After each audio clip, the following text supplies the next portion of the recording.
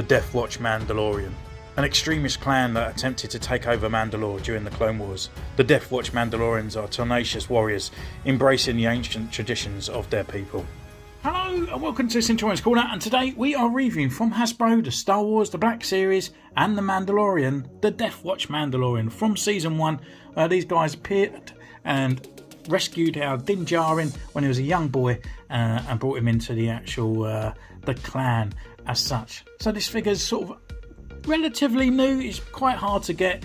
I picked him up in Star Action Figures in the UK for $23.99, and a massive kind and thanks goes to the member of the channel, Psychotic Shark. He's been a massive fan of the channel for a while, and now he's a member as well, and he actually donated money on the super chat as well for this figure. So without him, this episode is all dedicated to him, because without him it wouldn't be possible. So thank you so much. So yeah, here he is in this sort of like window display. We've got the figure looking fantastic. We've got the kind of E11 type blaster and the Mandalorian-esque kind of blaster here on the side. It just looks really cool. Again, it's all in the gold kind of sort of range of the Mandalorian merchandise, with Mandalorian literally there on the side. Looks really cool. On the back here is number 21 with his bio, and again with that bigger picture, and then rolling it around to the front, and here he is. So I guess without further ado, let's crack this bad boy open.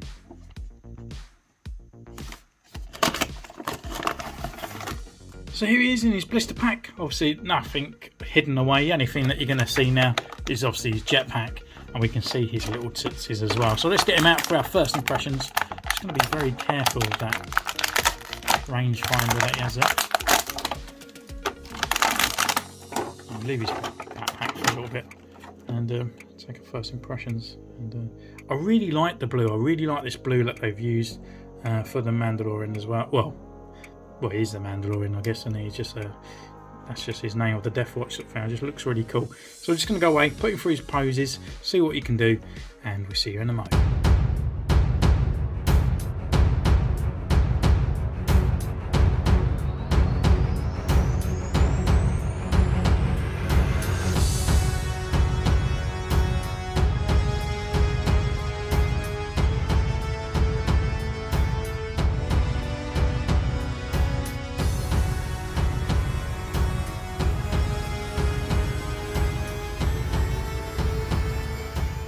So here he is, we've been away, taking his photos, and what can I say about this guy? Well, absolutely sensational. Fantastic job by Hasbro. All kind of expectations for this guy. He has excelled. He has done really, really good. I would even say he comes really close to the Stormtrooper in articulation wise for a Trooper-esque form, because this is the best Mandalorian type figure you can get in articulation at any given time. It's really good. There's a few little nitpicks, very, very minor, but apart from that, yeah, really good figure. So anyway, it comes with a couple of accessories. Well, I say two. It does come with the jetpack. Do we include it as an accessory because they kind of need it? It's a bit annoying because it does fall out. So anyway, he comes with this kind of E11-esque kind of blaster. He kind of holds it a bit like a 6-shooter, because that's kind of what they are, the Wild West kind of guys. It's got a little stock down here that you can hold as well. So yeah, you can get into some really nice sort of like shooting poses and stuff with him, which is pretty cool. Taking a closer look at the actual gun itself, it's very bland, a bit boring, done in a very kind of plasticky kind of looking plastic. It hasn't got no paint or anything on there, no weathering at all. And it's just very smooth, and that's not Hasbro's fault, it's not the figure's fault, it's just obviously what they designed in the actual Mandalorian TV show. The other gun that it comes with is nice and holstered here in the side here on his right hand side. Just pull that out, and it's got, we had this gun a few times with Bo-Katan and Cosca Reeves and a few other sort of Mandalorian figures. This one's actually got a bit more of a sort of metallic-esque to it, and actually got a painted stock on here as well, so that's pretty cool. And then the other accessory, I guess, is his backpack, and the only thing I would say about it, it does look a bit plasticky, but it's the blue that they used. The silver is fine, there's no sort of paint bleed or anything on there. There's just no chippings or anything on here at all either, but it looks good. Really nice, sort of detailed and stuff on there, so that's pretty cool. The only thing, as I said, it does fall out of his back very easily. It's just the nubs are not too deep and stuff like that, so it just keeps falling off, unfortunately. So I'm going to take that off now as we go through his articulation. And the articulation for this guy literally on the nines. So with the head, he can turn left, he can turn right, he can look down and look up. But look at that movement in there. You also got the upper neck, like sort of bobble on here, and we've got lower neck movement as well. So really nice articulation here, and even the rangefinder as well is articulated. There's no hidden head underneath there, it's just a chin and stuff on there, but yeah, looks really cool. Arm wise, you can full rotate around, obviously gets hindered by his little sort of shoulder bell here. You can come up this far, and there's a very small minute butterfly joint in there, not as good as the Stormtrooper on that, so that's one of my little nitpicks here. Rotation here at the elbow comes up to about 90 degrees, maybe a little bit more. Rotation at the wrist, and it's also on the hinge as well, and there's also rotation at the sort of bracer part here as well. You can turn left, right, look down this far and look back this far, so really nice sort of articulation again on this sort of diaphragm area. And that's his waist swivel as well, is up the top here. This bit down here below the belt, there is no movement. On the legs, you can come up this far, forward, back, upper thigh rotation, which is hindered, well not hindered, sorry, hidden behind this sort of the sort of upper thigh armor part here. And then onto the knee, he has a single knee joint here that comes up to this wide.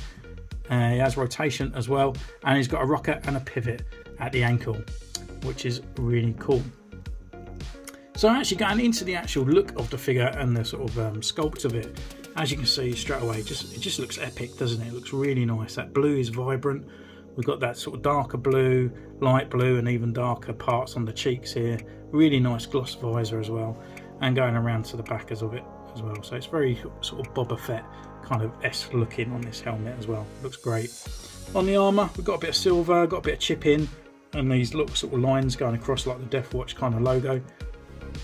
And the sort of jumpsuit is done in a sort of a nice kind of shade as well, with the brown pockets, bronze kind of belt part on here going around to the side.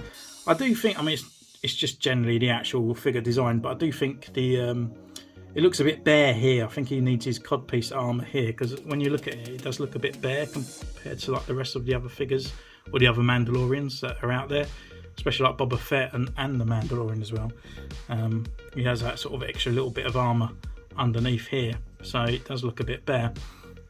On his braces, he's got a few little paint applications on there, a little bit of lighter blue here to highlight some extra parts, but not really fully detailed, no lights or anything sort of painted on there.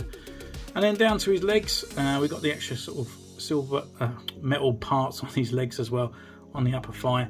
And then here, it's slightly a little bit different to what we had before. This is obviously still sort of soft plastic, but you can actually maneuver the actual knee pad down. So if we start wanting to move the knee, we can actually move it down, which is a new thing from Hasbro as well. So it's not glued in place.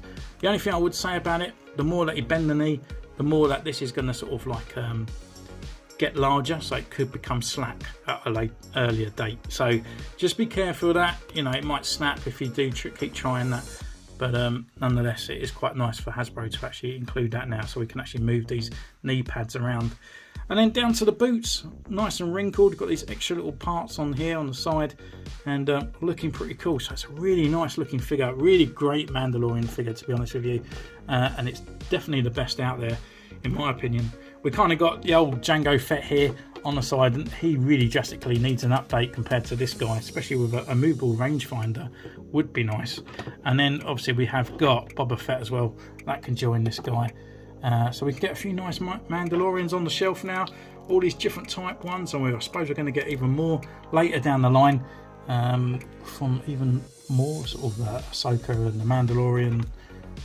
We probably get more and more keep joining the clan, to be honest with you. So yeah, looking pretty cool, looking lovely, and I would highly recommend this figure. Get it in now before he goes up in price. Just keep adding to it. Oh, and also before you go, with the backpack as well, with the holes, you can actually put in the Iron Man sort of boosters and stuff as well, so that actually all kind of adds in. So if you've got some Marvel Legends, that all works as well. So yeah, thank you so much for joining me on this one. Really incredible figure, and a massive thank you to Psychotic Shark as well for going out the way that he has done. So yeah, you can comment down below, subscribe, ding the bell, follow me on Instagram. All those gubbins are in the description down below, and I'll see you next time. Take care. Bye.